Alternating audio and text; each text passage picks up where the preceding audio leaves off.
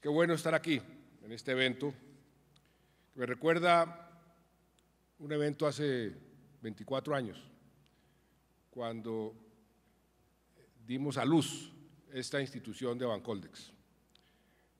Con mucho orgullo puedo decir que soy el padre de esta institución después de la creación del Ministerio de Comercio Exterior, junto con una hermana, Proexport, que ahora este año salió en sociedad ya curtida y graduada y ahora se llama ProColombia.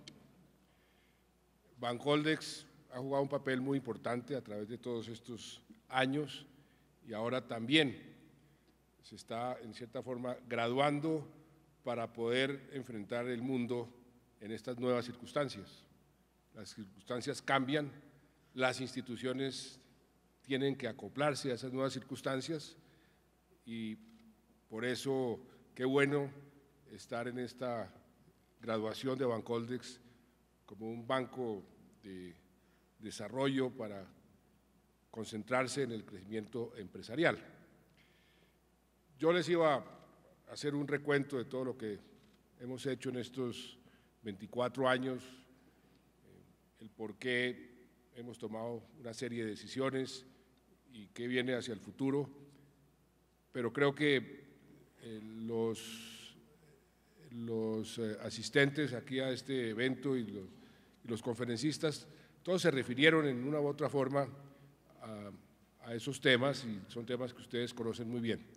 Por eso yo quisiera aprovechar esta oportunidad para complementar con un tema que es para mí el más importante, que es el que verdaderamente nos va a abrir las puertas hacia el despegue del país y que es el tema que tanto hemos discutido en estos últimos meses y años, que es el tema de la paz.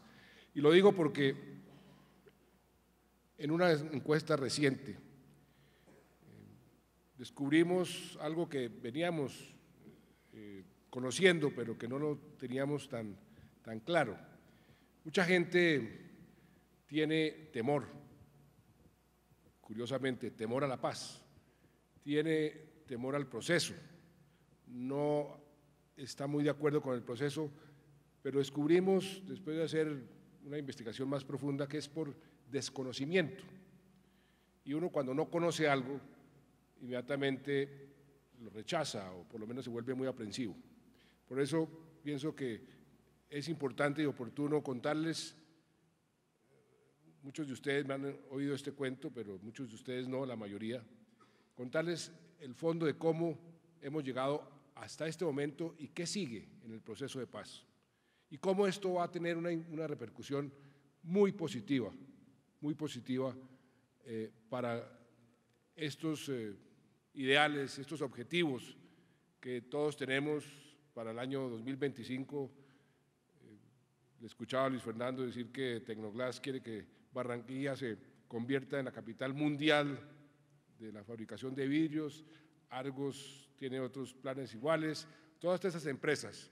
Pero ese freno que ha representado la guerra, la violencia en Colombia, es lo que no nos va a permitir llegar a esos objetivos. Por eso la prioridad, y lo he dicho claramente, es la paz, basada en mayor equidad y una mejor educación, que están todas tres muy íntimamente ligadas.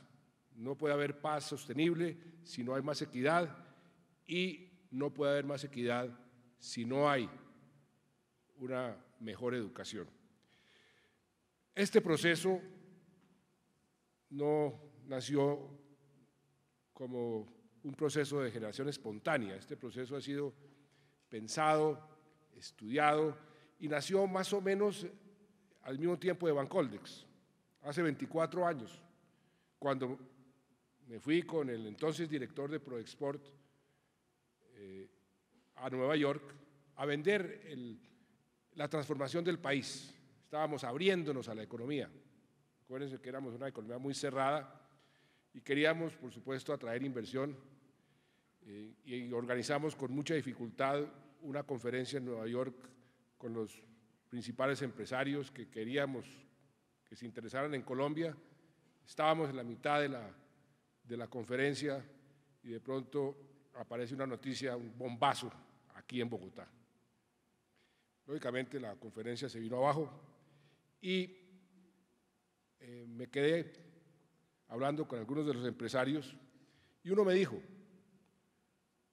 mire, ministro, la verdad es que mientras su país no sea un país normal, va a ser muy difícil que ustedes realmente puedan desarrollarse con su verdadero potencial. Y le pregunté: ¿qué es un país normal? Me dijo: un país en paz, un país sin conflicto, un país sin guerra. Y eso me quedó sonando porque tenía mucha razón. Y a partir de ese momento comencé a estudiar el por qué habíamos fracasado, qué estaba pasando y por qué no lográbamos nosotros obtener lo que otros países habían obtenido, una paz y ser un país normal. Y fui inclusive, por pura coincidencia, yo era presidente de la UNCTAD, a Sudáfrica. Le entregué la presidencia de la UNCTAD a Nelson Mandela. Me quedé toda una tarde hablando con él sobre el tema de la paz. Me hizo unas recomendaciones, como por ejemplo la utilización de un profesor que se llama Adam Kahani, que lo trajimos aquí.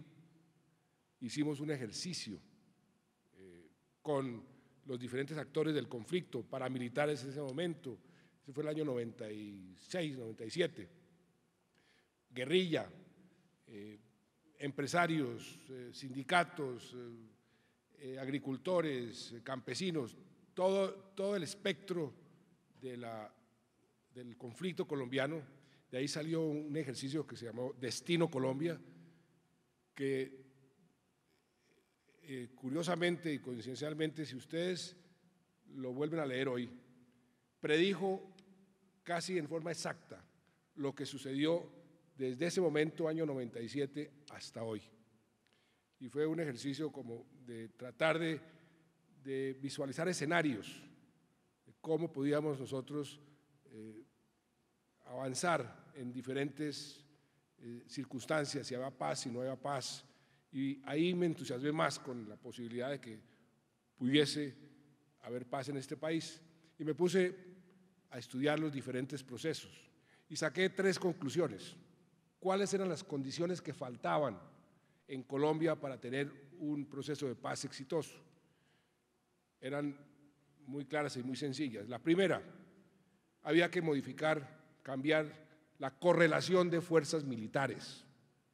En ese momento, la guerrilla pensaba que podía ganar y efectivamente las fuerzas militares estaban a la defensiva. En ese momento el país estaba dividido en 3. Una tercera parte la controlaba la guerrilla, otra tercera parte la controlaban los paramilitares y una tercera parte ya la defensiva la controlaba el Estado. Esa era la realidad de Colombia en ese momento. Por eso había que modificar esa condición. Eso se inició en el proceso de paz del Caguán. En ese proceso que se inició durante el gobierno de Pastrana, simultáneamente con el entonces ministro de Defensa, Luis Fernando Ramírez, dijimos: mire, este proceso posiblemente no va a tener éxito. No estaba ninguna de las condiciones, ahora les cuento las otras 2, presentes. Entonces tenemos que comenzar a reforzar nuestras fuerzas militares y desde ese entonces, y coincidió con el Plan Colombia, iniciamos un proceso de fortalecimiento de las fuerzas militares. El general Mora, hoy actual negociador, era el comandante del ejército. Con él y con el general Tapias, con Luis Fernando Ramírez, yo estaba en el Ministerio de Hacienda, diseñamos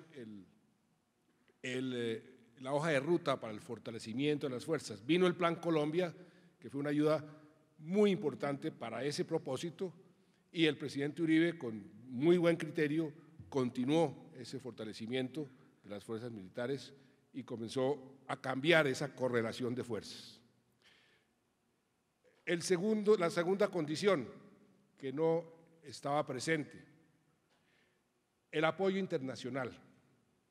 Hasta ese momento, el apoyo internacional era muy reducido o era dividido, unos a favor, otros en contra. Había que tener un apoyo internacional sólido para que el proceso de paz tuviera posibilidades de existir y de prosperar y de tener éxito. Y fue por eso que cuando yo llegué a la presidencia cambiamos el rumbo de nuestras relaciones internacionales y a pesar de tener unas diferencias profundas con vecinos como Venezuela, nuestro objetivo era tener unas relaciones cordiales en lo que podríamos nosotros trabajar juntos y las dificultades y las diferencias las tramitábamos por las vías diplomáticas. Y eso cambió totalmente la geopolítica colombiana, cambió totalmente nuestro posicionamiento ante la región y ante el mundo. Y ahí comenzamos, entre otras cosas, a tener un apoyo en muchos sentidos, entre ellos el comercial. Logramos aprobar el Tratado de Libre Comercio con Estados Unidos, logramos aprobar el Tratado de Libre Comercio con Europa, estaban bloqueados en los parlamentos. Logramos tener una relación con la región, ya no de oveja negra, sino una relación de liderazgo. Y se generó todo un ambiente alrededor de la posibilidad de la paz muy positivo, ambiente que ha venido creciendo. Ustedes han venido viendo, han visto en las noticias, en los diferentes eventos, cómo el apoyo de la comunidad internacional al proceso va creciendo y se va consolidando. Esa condición se cumplió.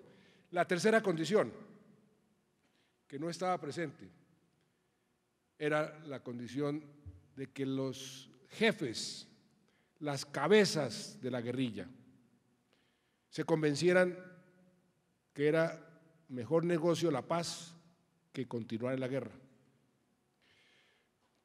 Cuando llegamos al Ministerio de Defensa, el presidente Uribe me dijo, y con mucha razón, dedíquese a ver cómo tocamos a algún miembro del secretariado. Llevamos 40 años y no hemos tocado un solo miembro del secretariado y muy pocos del Comando Central. Hicimos unas reformas en la inteligencia, las pusimos a trabajar en forma conjunta, teníamos una herencia de los Estados Unidos que nos ha ayudado a la creación de nuestros centros de inteligencia en el Ejército, en el DAS, en la policía, con una tesis que allá funciona, pero que aquí no funcionaba, que era que compitieran las diferentes centrales o agencias de inteligencia para tener una mejor inteligencia. Resulta que eso fue totalmente contraproducente. Yo acudía al entonces primer ministro de Inglaterra, Tony Blair, a que me ayudara a reorganizar la inteligencia al estilo inglés. Y todos tienen que trabajar juntos, no compiten, todos tienen que compartir la inteligencia. Eso produjo un cambio muy profundo en la forma como operaban las fuerzas, porque hasta ese momento no había confianza en la inteligencia, los que hacían las operaciones no creían en la inteligencia y tenían que hacer su propia inteligencia, porque ellos eran los que ponían el pecho, arriesgaban su vida, lógicamente se demoraban en eso y cuando llegaban todos los llamados objetivos de alto valor se habían ido hacía mucho tiempo. No habíamos podido tocar un solo miembro del secretariado. Al cambiar esa forma de operar, redujimos el tiempo a punta de innovación, palabra que aquí es bien importante, el tiempo entre el momento en que recibíamos una inteligencia y el momento en que se hacía la operación, de 2 semanas a a 18 horas. Y comenzaron a caer los miembros del secretariado, los miembros del Comando Central, uno detrás de otro. Y ahí se presentó la tercera condición. Ya vieron, ya sintieron que a la larga, como yo lo decía y lo repetía, si seguíamos en esto iban a acabar en una tumba o en una cárcel. Con esas tres condiciones presentes fue que iniciamos el proceso. Y yo me he venido asesorando de la gente que creo, y las escogimos con pinzas, más conoce este tipo de procesos. Gente que ha estado en procesos, que ha negociado diferentes procesos de paz. Gente que ha estado en el proceso de paz de Salvador, como el jefe guerrillero Joaquín Villalobos, el que negoció el proceso de paz en Irlanda del Norte, que es la mano derecha de Tony Blair. En fin, diferentes personas que nos han venido asesorando desde el principio. Y desde el principio nos trazamos una hoja de ruta. Vamos a negociar en esta forma, vamos a poner estas condiciones, aprendiendo de las lecciones del pasado, aprendiendo de los errores y de los éxitos de otros procesos. Y toda decisión, todo paso fríamente planeado y calculado. Y ahí fue donde comenzaron las condiciones, por ejemplo, la de nada está negociado hasta que todo esté negociado. Eso tiene una argumentación muy larga, simplemente se los puedo resumir en una frase. Uno no compra un retrato, un cuadro, hasta el momento en que esté terminado. Si uno le vende o le quiere vender al comprador un cuadro que está a medio hacer, eso es una locura, porque el comprador no lo va a entender. Por eso lo que queremos es que el paquete entero esté completo para poder decir ya negociamos todo. Mientras tanto, nada está negociado. Ese fue muy discutido y aceptado. Una segunda condición: no habrá cese al fuego. Yo sabía desde el principio que eso iba a ser un proceso muy difícil, iba a ser costoso políticamente. La gente no entiende que estemos hablando en La Habana de la paz y aquí nos estemos dando bala, pero esa era la forma de proteger mejor a la ciudadanía en el proceso, y era la forma de no repetir errores del pasado, de entregar territorio. No habrá un solo centímetro de despeje, no habrá ningún tipo de concesión militar. Si esto llega a fracasar, y todavía puede fracasar, que no digan que en términos militares hicimos algún tipo de concesión y que la guerrilla salió más fuerte de lo que estaba antes del proceso. Por eso se ha dicho que no había cese al fuego hasta el momento en que termináramos los acuerdos. Eso ahora les explico por qué ha venido cambiando. Y esas condiciones se han venido cumpliendo. La otra condición era que la primera fase fuera totalmente secreta. Eso se hizo deliberadamente para medirles el aceite a las FARC, que nunca habían cumplido con el compromiso de mantener secretas las conversaciones. Queríamos medirles el aceite, ver si realmente ellos estaban o no hablando en serio. Durante casi un año fuimos negociando la agenda y se mantuvieron totalmente en secreto esas conversaciones. Y eso fue un factor de confianza importante. Después hicimos pública la agenda, y es la agenda que hemos venido negociando. Ustedes ya muchos la conocen, algunos no, porque todavía hay confusión. La agenda tiene 5 puntos. Uno es el desarrollo rural, ese ya está acordado. ¿Y qué se acordó ahí? Nada diferente a lo que el país necesita para poder aprovechar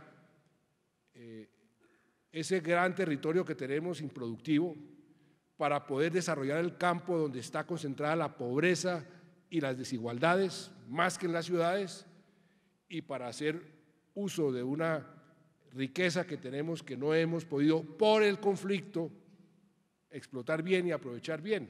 Un mundo que está viviendo cada vez más la necesidad de más alimentos.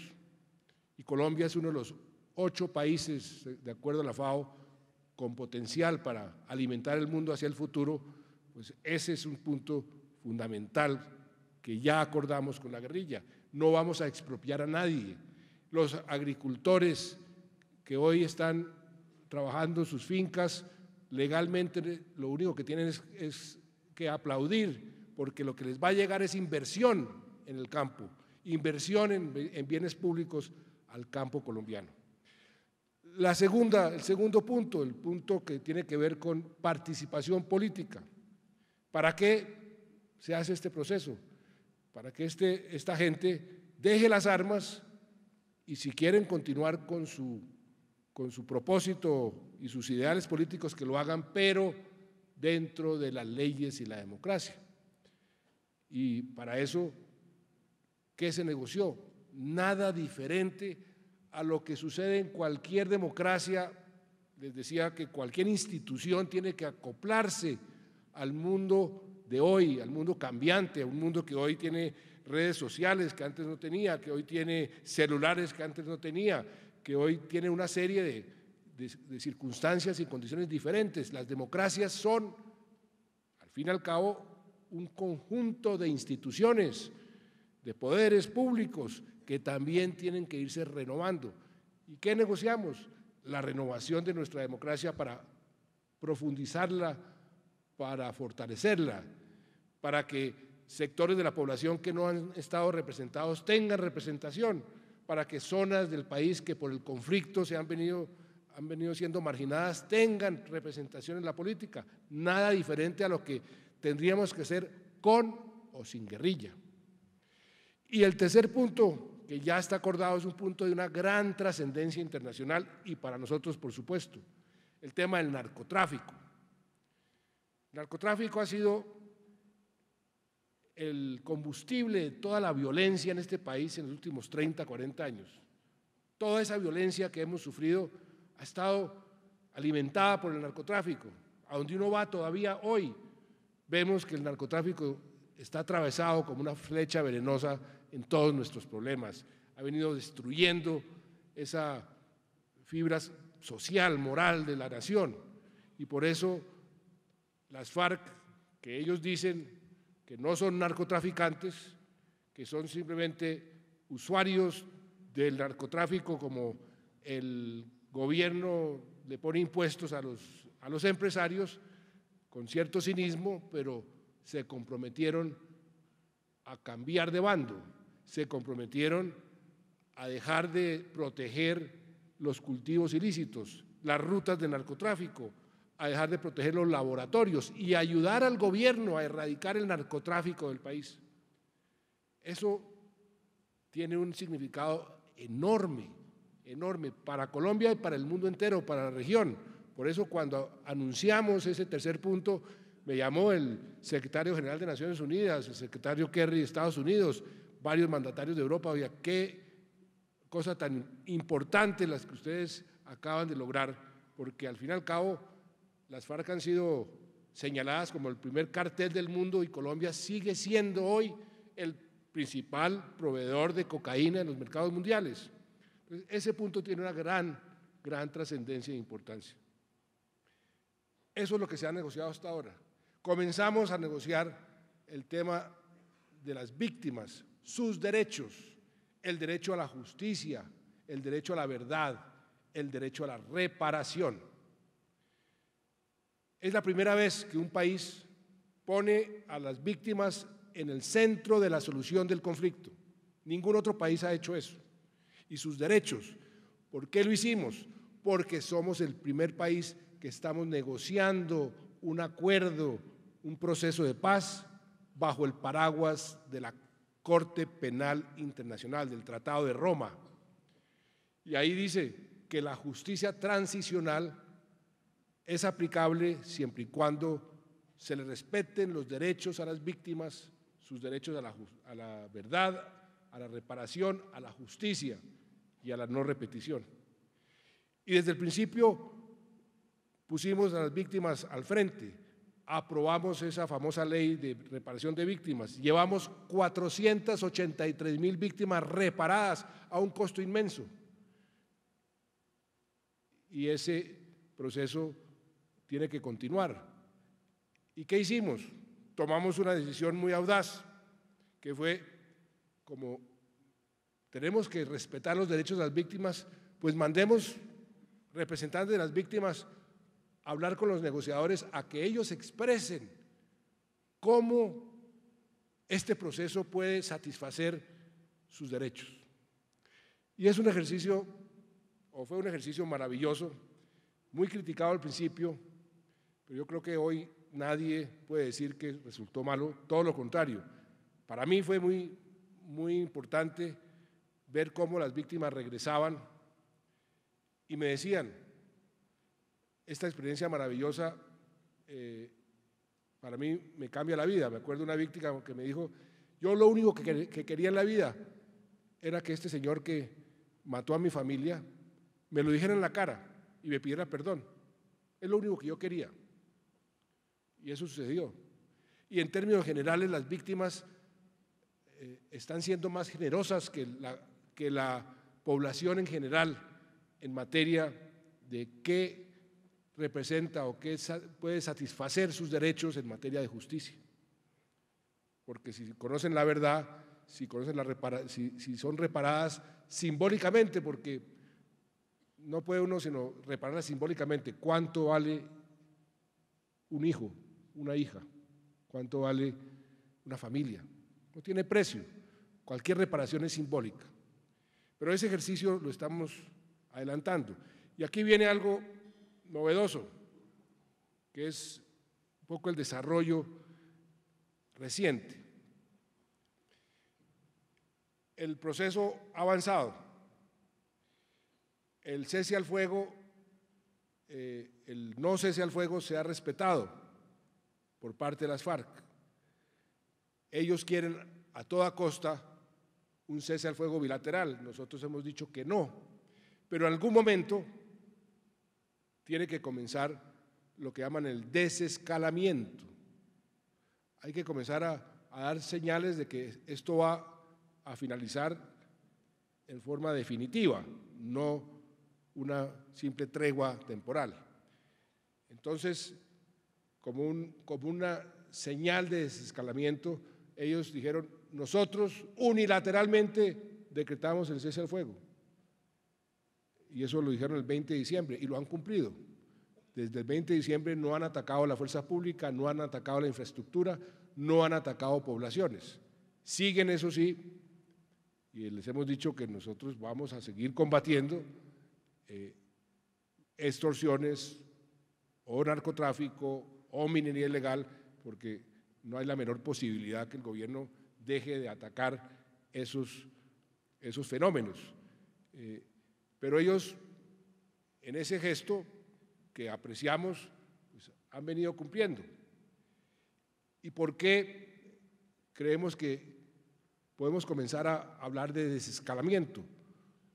Porque ya el proceso avanzó lo suficiente para asegurarnos de que, de todas formas, en términos militares, no habría ningún retroceso, porque ya la evolución del proceso nos ha permitido verificar las circunstancias en el campo, las circunstancias militares, y ya podemos hablar de desescalamiento para ir llegando al final. Y aquí viene otra cosa muy importante de justicia transicional. ¿Qué es la justicia transicional? No es nada diferente a cuánta justicia le aplica uno a esta gente que permita la paz. ¿Cuál ha sido la posición y cuál es la posición del gobierno?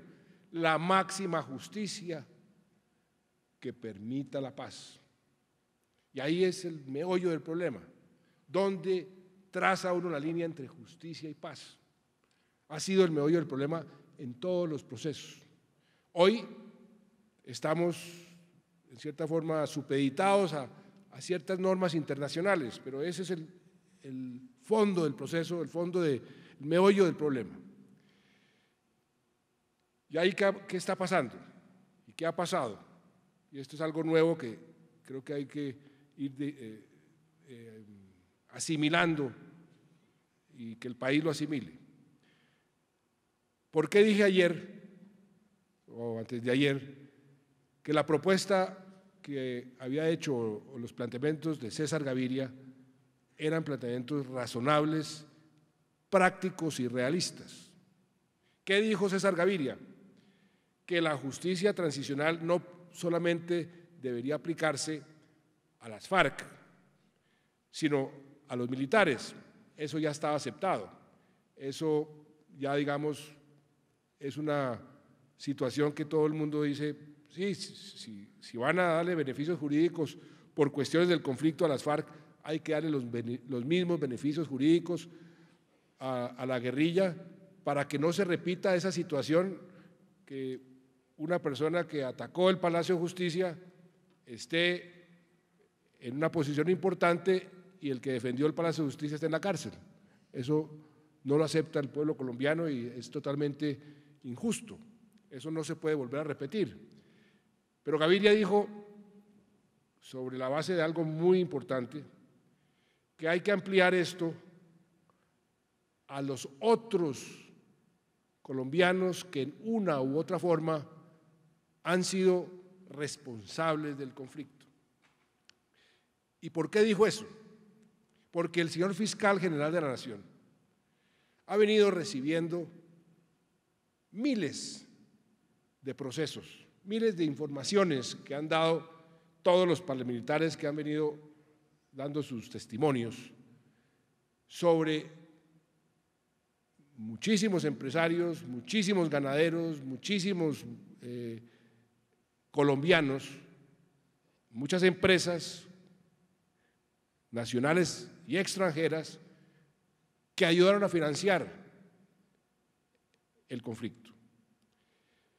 Si dejamos eso abierto y solamente cerramos el capítulo de FARC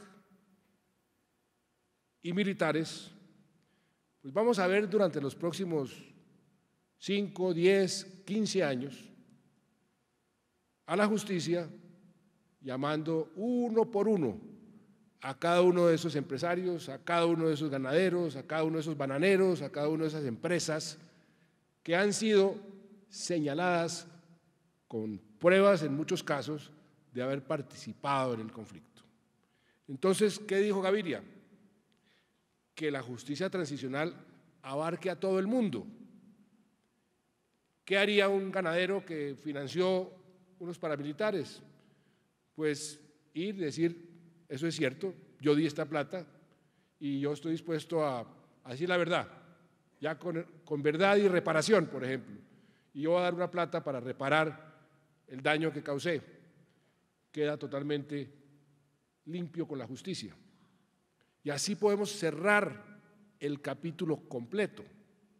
Esa es la iniciativa que tomó el presidente Gaviria, que en cierta forma, cuando uno ve, y hablando con el fiscal, hay más de 13.000 procesos iniciados o por iniciarse contra los llamados no combatientes. Y eso para la justicia, para la impunidad y para el país, pues tiene un costo altísimo si lo dejamos así, abierto, a que cada uno de esos procesos prospere. Por eso lo que ha planteado el expresidente Gaviria es que abarque a todos los combatientes y no combatientes y que todos lleguen y contribuyan a esa verdad y a esa reparación y que haya justicia, porque a través de la verdad y la reparación también se puede asimilar a un acto de justicia. Y en eso vamos en La Habana. Tenemos que ponernos de acuerdo esa justicia transicional, cómo se va a aplicar. Yo les he dicho a los señores de las FARC que ya no hay posibilidades de un indulto, ni hay posibilidades de una amnistía como sucedió en el pasado, porque ellos dicen, ¿por qué vamos a ser nosotros la primera guerrilla en el mundo que entregamos las armas y nos meten a la cárcel? Preferimos irnos al monte otra vez a morir en el monte dignamente, es lo que dicen ellos. Nosotros les decimos, lo que pasa es que ese indulto, esa amnistía ya no es posible, hay que pasar por un proceso de justicia transicional y eso es lo que en este momento estamos negociando.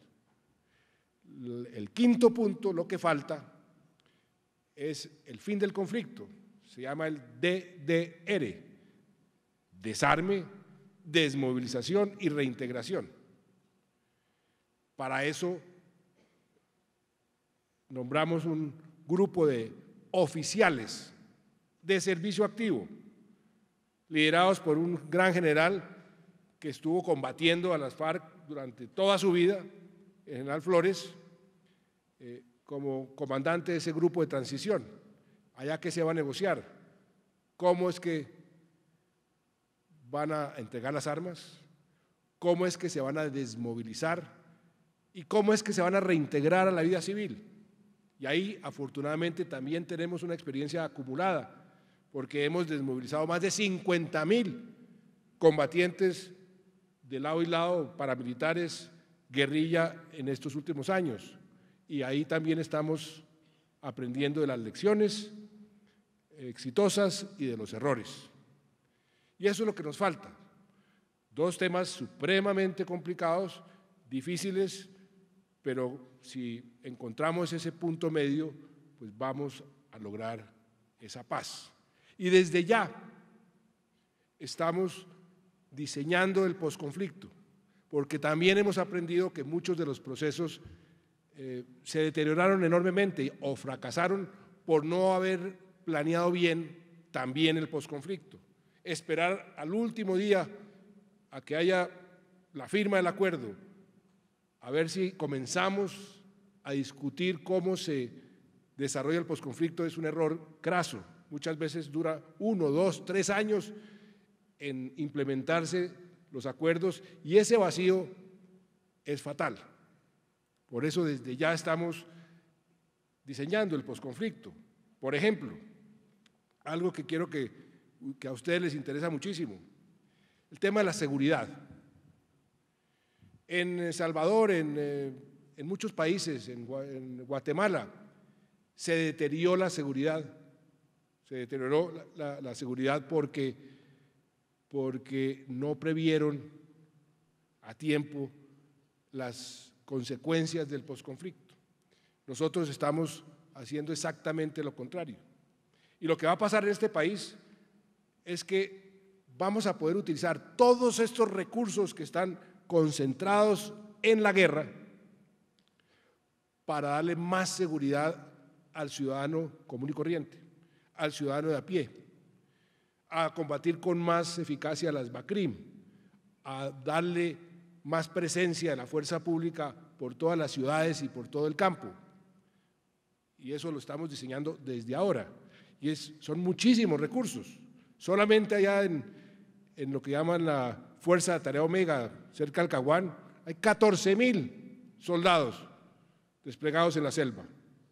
Son 14.000 soldados que cuestan muchísimo, que vamos a poder refocalizar para garantizarle la seguridad a los ciudadanos comunes y corrientes, desde el día número 0. Y esto es algo bien importante porque lo que va a suceder, uno de los grandes dividendos de la paz está precisamente en la parte de la seguridad. Y los otros dividendos de la paz, pues no tengo que repetírselos a muchos de ustedes. Hablábamos esta mañana con la directora, la secretaria ejecutiva de la CEPAL y la comisionada especial de Naciones Unidas, que vinieron a decirle a Colombia cómo Colombia ha venido construyendo y ayudado a construir los objetivos de desarrollo sostenible que van a reemplazar los objetivos del milenio que terminan este año 2015. Y tienen unos cálculos muy interesantes sobre qué puede pasarle a Colombia con la paz. Y hay estudios, como uno para mí de los más importantes de la Universidad de los Andes, de varios académicos expertos que dicen los dividendos de la paz son enormes para poder tener en el año 2025 ese propósito, por ejemplo, que Valcoldex movilice 40 billones de pesos. Un dato muy concreto que les dice a ustedes la magnitud de lo que ha costado este conflicto y de lo que puede representar para la eficiencia económica y el crecimiento económico del país la paz. En ese estudio de los Andes hacen un cálculo de cómo baja la productividad de una persona o una familia cuando es desplazada. Y calculan que esa productividad de una persona que está trabajando el campo, la desplazan, se va a los cinturones de miseria, a vivir de la generosidad de los demás colombianos o de los robos. Esa gente desplazada le baja su productividad entre un 50 a un 90%. Y si tenemos 6 millones de desplazados, imagínense ustedes lo que eso le ha costado solamente en el costo de productividad a la economía colombiana. 6 millones de desplazados que pierden más del 50% y hasta el 90% de su productividad. O a la inversa, hagan el cálculo de lo que significaría que esa gente volviera a aumentar su productividad, su contribución a la economía en un 50 a un 90%. Por eso, los cálculos de crecimiento económico que hacen muchos economistas, que puede ser de 1,5, 2%, este estudio de los Andes dice que en algunas regiones hasta el 4 o el 6% de crecimiento adicional permanente.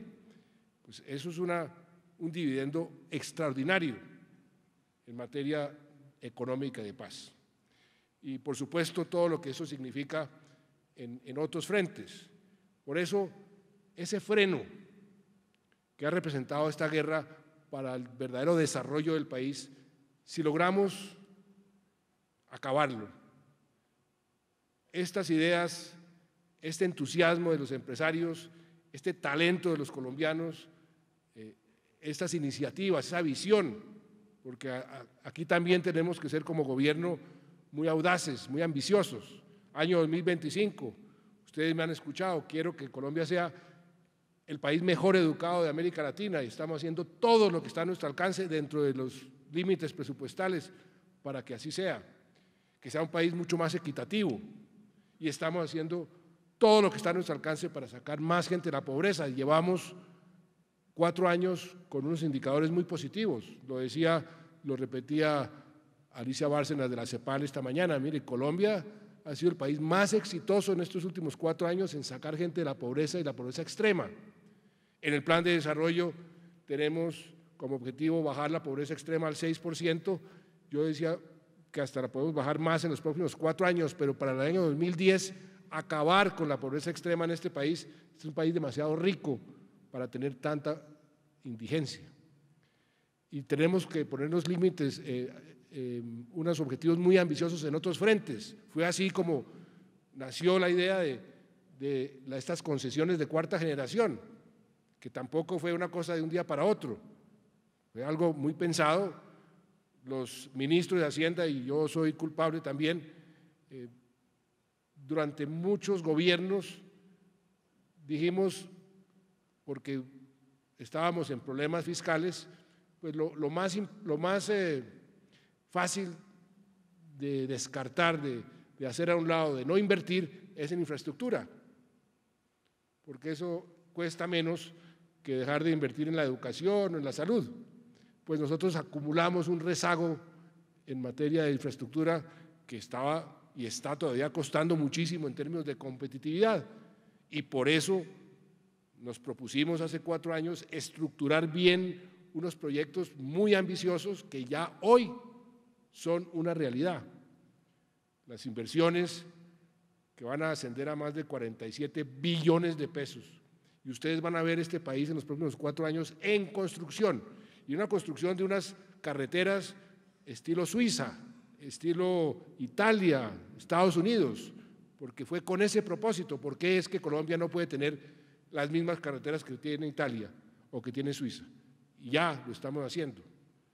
La parte de la construcción de la vivienda, que en Colombia ha sido señalado como un verdadero ejemplo y un éxito, pues lo vamos a seguir estimulando como una medida anticíclica. Y por eso la economía va a seguir creciendo, no tanto este año como crecimos el año pasado. Nos golpea muy duro la caída del precio del petróleo. Se va a caer el crecimiento, pero vamos a seguir siendo el país con mejor crecimiento de América Latina. ¿Cuál va a ser ese crecimiento? Alrededor del 4%, algunos dicen que 3,8%, pero por ahí.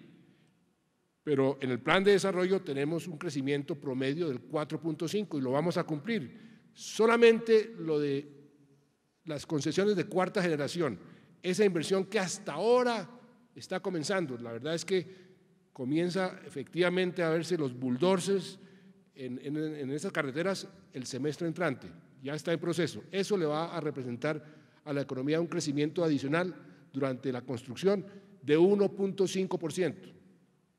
Y de ahí para adelante una contribución al crecimiento por mayor competitividad del 0,78%.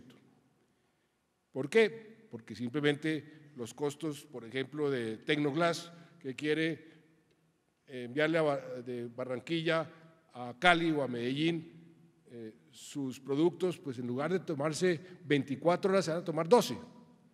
El trayecto entre Medellín y Cali, en lugar de tomarse 15 horas, se van a tomar 7. Y eso pues se traduce en eficiencia económica y en mayor crecimiento. Pero lo que quería era resaltarles y explicarles que todo esto que estamos haciendo, esta transformación de Bancoldex, esta visión ambiciosa de los empresarios, todo lo que estamos haciendo con el doctor Jaime Bueno en materia de competitividad, todos esos esfuerzos van a ser mucho más fáciles si logramos esa paz. Si no logramos la paz, vamos a tener ese mismo freno que hemos tenido durante todos estos años. O sea que imagínense simplemente, si hemos logrado lo que hemos logrado, hoy somos el país, o el año pasado fuimos el país de América Latina que más creció, con la inflación más baja, el país que bajó más la pobreza y la indigencia, la pobreza extrema, que más atrajo capital extranjero, que todo eso reduciendo el déficit fiscal, mantenemos un equilibrio fiscal que hay que mantenerlo. Imagínense lo que podríamos hacer sin guerra, con paz. Por eso quería aprovechar esta oportunidad, doctor Luis Fernando, lo felicito por esta transformación, y a ustedes pues muchas gracias por su atención.